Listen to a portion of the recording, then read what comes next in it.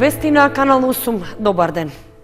Реакции за нехумано постапување со бездомните кучиња што се заловуваат во Кочани и другите градови се појавија на социјалните мрежи.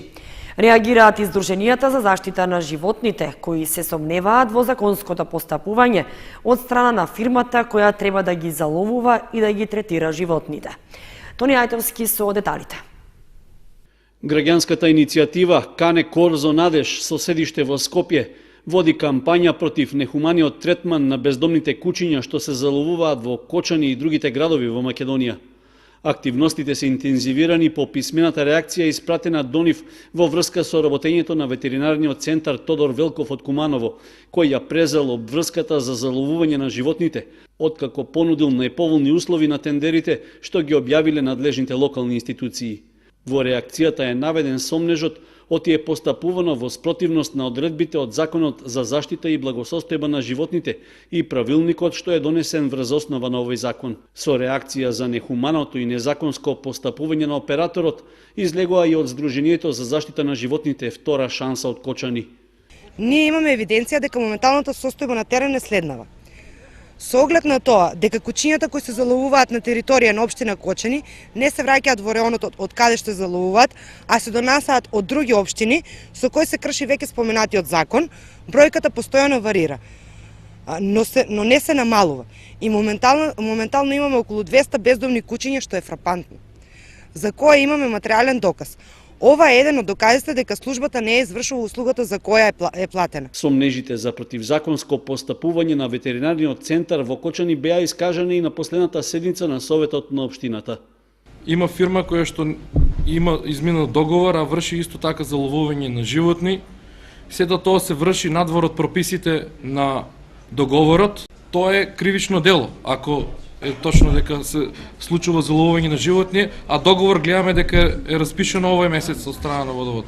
Градоначалникот Илиев рече дека точно е оти претходниот договор со операторот бил истечен, но последното заловување на животните било извршено како еднократна услуга во рамки на законските одредби. Јавната набавка за заловување на јавното претпријатие беше истечен, а со цел да тој проблем се намали и ублажи, беше направено едно заловување кое е платено со фактура и не било предмет на јавна набавка.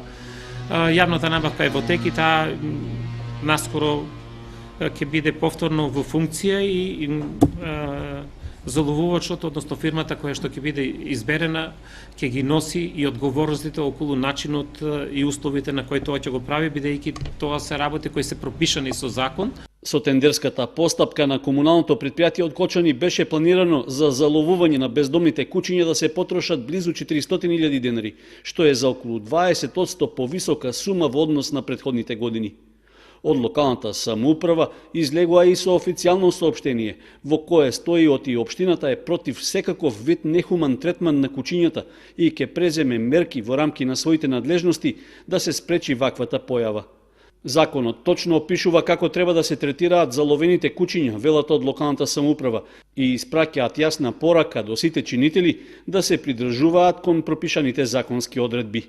Активистите за заштита на животните и носителите на граѓанската иницијатива пак очекуваат да се изврши увид во документите за услугите што операторот од Куманово, освен во Кочани, ги извршил и кон општините Виница, Штип, Струмица, Куманово и Македонска Каменица. Агенцијата за храна и ветеринарство ќе набави 100.000 микрочипови што бесплатно ќе им бидат ставани на домашните милиничиња, за да се спречи порастот на бројот на бездомни животни. Дополнително ќе има обуки за надлежните во општините како да ги пребројуваат и да се справуваат со уличните кучиња. Агенцијата за храна и ветеринарство изработила стратегија за справување со проблемот со бездомните кучиња и другите животни што слободно шетаат по улиците во населените места. Дел од стратегијата е вградувањето посебни микрочипови во телото на секое животно, со што полесно и во рамки на законските прописи ќе може да се реагира до нивните собственици. Според одговорните во агенцијата, преземени се почетните чекори во спроведувањето на целите во споменатата стратегија. За почеток набавуваме 100.000 микрочипови за обележување на кучињата, т.е. домашните миленици. тендерот е веќе распишан и постапката тече, ќе се обезбедат 100.000, како што реков, ќе не чини околу 18 милиони наша предвидени денари. Понатаму, значи, со комората е договорено апликацијата на микрочиповите да биде бесплатна, меѓутоа ќе се наплаќа само пасошот за животното што ќе се дава, значи тоа ќе си го наплатат друштвата. Активностите за микрочипување се очекува да започнат во мај или јуни, односно откако ќе бидат испорачани микрочиповите за животните. Во меѓувреме ќе има контакти и со локалните самоуправи, за и тие да ги исполнат своите обврски од стратегијата. Ќе направиме составници со општините, да ги подсетиме на законските обврски кои што ги имаат, дека морат тоа да го направат, дека мора да направат пребројувањето, дека мора да направат места соодветни за каде ќе ги обележат, каде ќе одат и може да се движат кучињата, тоест собствениците на домашни миленици ќе ги можат да ги движат, и дека имат одговорност да формираат, тоест да склучат договори со шинтерски служби или да формираат прифатилишта. Тоест да склучат договор со некој прифатилиште, а законска обврска преку совет или програма да си донесе да како би се справили со овој проблем. Законска обврска е секој граѓанин кој чува домашен миленик да овозможи поставување на чипот и да го вакцинира против беснило. Собствениците кои што нема да постапат во согласност со пропишаните закони ќе плаќаат казни. По поставувањето на микрочипот, податоците ќе служат за здравствена легитимација во која ќе биде заведен собственикот на животното. Продолжува меѓународната соработка на општина Кочани со партнерски организации од европските земји. Во тие рамки градоначалникот Илиев престојува на симпозиум во Австрија, на кој се разговара за урбаниот развој на локалните заедници. Градоначалникот на општина Кочани Николчо Илиев учествува на симпозиум на тема Одржлив урбан развој во Југоисточна Европа, што се одржува во Виена од 26 февруари до 1 март. Учеството е по покана на програмата за урбано партнерство на Канцеларијата на Светска банка во Виена и на Михаел Хепл, градоначалник и гувернер на Виена. На симпозиумот во Австрија учествуваат 150 учесници од 7 земји на Југоисточна Европа, како и од други делови на Европа и светот, градоначалници, представници на државни институции и на канцелариите на Светска банка, како и представници на граѓанскиот сектор. Од Република Македонија покрај Илиев на симпозиумот учествуваат и градоначалниците на општините Струмица, Велес, Крива Паланка, Илинден и Желино. Целта на симпозиумот е споделување на добри практики во управувањето со градовите во Европа и во светот.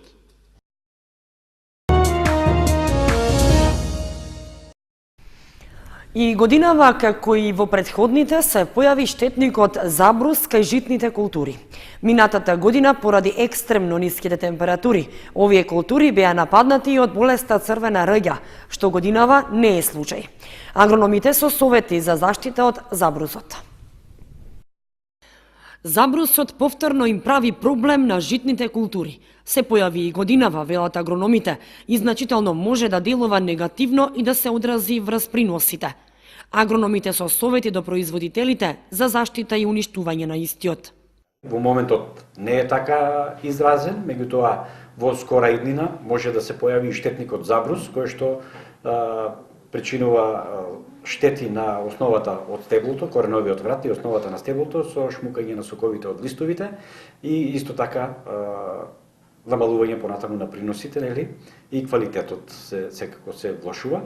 Затоа производителите треба да ја следат и оваа ситуација доколку се појават, а симптомите се знаат, производителите веќе ги разликуваат затоа што проблеми од забрусот сме имале и во минатите години, значи да се превземе активност за сузбивање на овој штетник, а тоа се инсектициди кои што даваат резултати за оваа намена.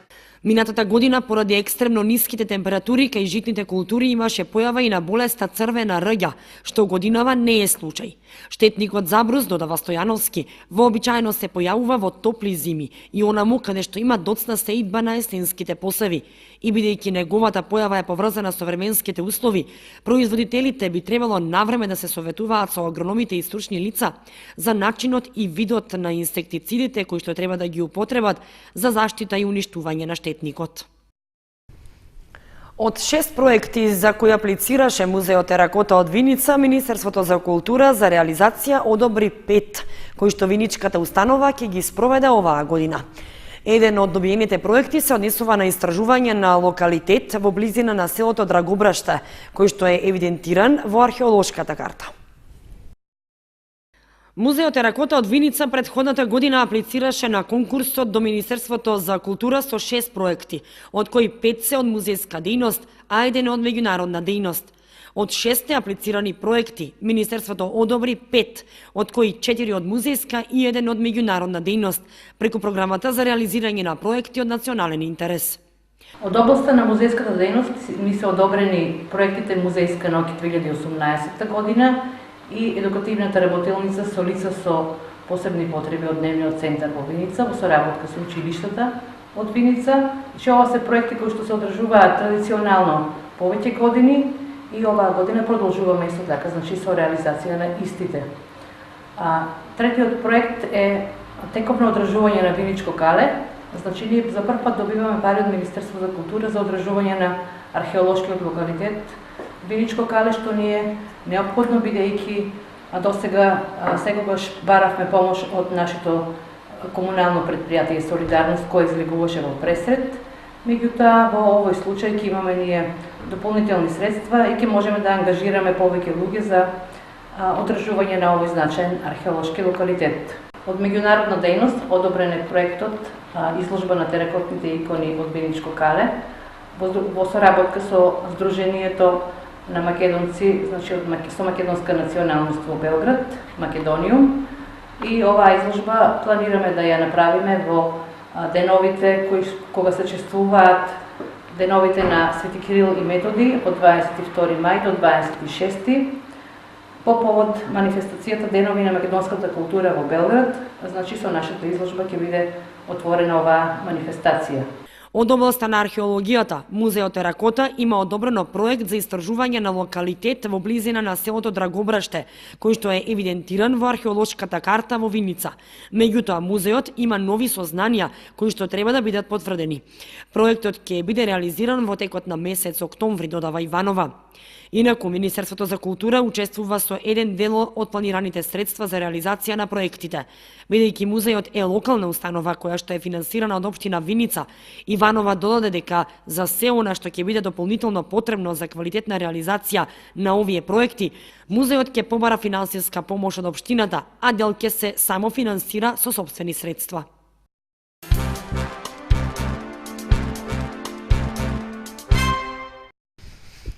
Се откажувате од Бога во моментот кога на рака ќе ставите мартинка. Со ваков став излегоа владиците од МПЦ во пресрет на првиот ден од месец март, кога децата носат мартинки и не ги вадат подолг период за да имаат среќа. Секој оној што на својата рака ќе стави или на својата облека ќе закачи така наречена мартинка, нешто како на раквица направена од црвен и од бел конец, за здравје и за среќа, да знае дека од тој момент, свесно или несвесно, се откажал од Бога, односно од православната вера и црква, и не може да учествува во нејзините свети тајни. Не може истовремено да веруваме и во Бог и во мартинка. Со ваков став излезе црквата в пресрет на првиот ден од месец март и кога по обичај дечињата, особено девојчињата, ставаат на рацете така наречени мартинки. Верата и суеверието немаат ништо заедничко, исто како што и Бог нема ништо заедничко со ѓаволот. А на два господара не можеме да им служиме, или ќе му служиме на Бог или на ѓаволот, па секој слободно нека избере кому ќе му служи. И секое друго суеверие, спротивно на православната вера, не е од Бога. Мартинките се плотно суеверие, кое што од давнина постои на овие простори е поврзано нели со влегувањето на месец март, имено како што знаеме се зима обично по некој обичај, по некоја традиција волнен конец со бел и со црвена боја, која што символизира здравје, среќа, напредок, нели, чист добар живот по некоја логика, да речеме, на нашите повозрасни. Ставот на црквата е јасен кон секој суеверие, па така исто и кон ова, дека тоа е сепак плод на човечка фантазија, на човечка измислица, бидејќи како што знаеме, она на што треба да се молиме, на она на што треба да ја положуваме својата надеж е Бога, а не да се надеваме дека неколку конци би ни дале здраве или би влијаеле на промената на нашиот живот. Така да се работи за некој апсолутно суеверие кој што заземало место во, нели, нашата, да речеме, култура и традиција. И знаеме дека обично ваквите мартинки ги носат девојчињата на различни места на, нели, на телото, на рацете, на нозите, на вратот. Сето тоа поучени од постарите кои што, да речеме, малку застранени од она православна вера, дали од знаење, дали од незнаење, сепак пак ќе се повторно навлегуваат во еден вид на суеверие.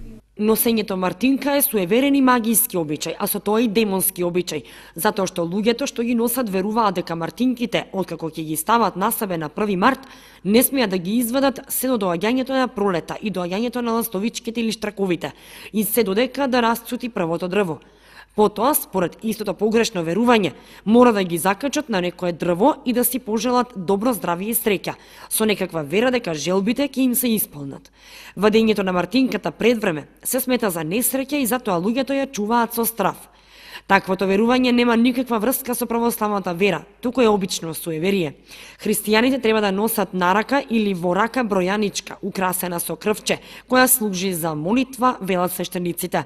Христијанската среќа и здравје не доаѓаат на некој автоматски, безличен и лесен магиски начин со некакво просто чинење или нечинење на нешто, без личен подвиг и саможртва, туку единствено со слободен подвиг во градење на личен однос со Бога, преку очистување на срцето од страстите, преку љубовно исполнување на Божите заповеди и преку смирено учество во светите тајни на црквата, на кој подвиг Бог лично, слободно и љубовно одговара во одредено спасително време за секој од нас. Христијанската среќа и здравје извираат од личната заедница со Бога, а не од безлично, фобично и душегубно суеверие, велат од црквата.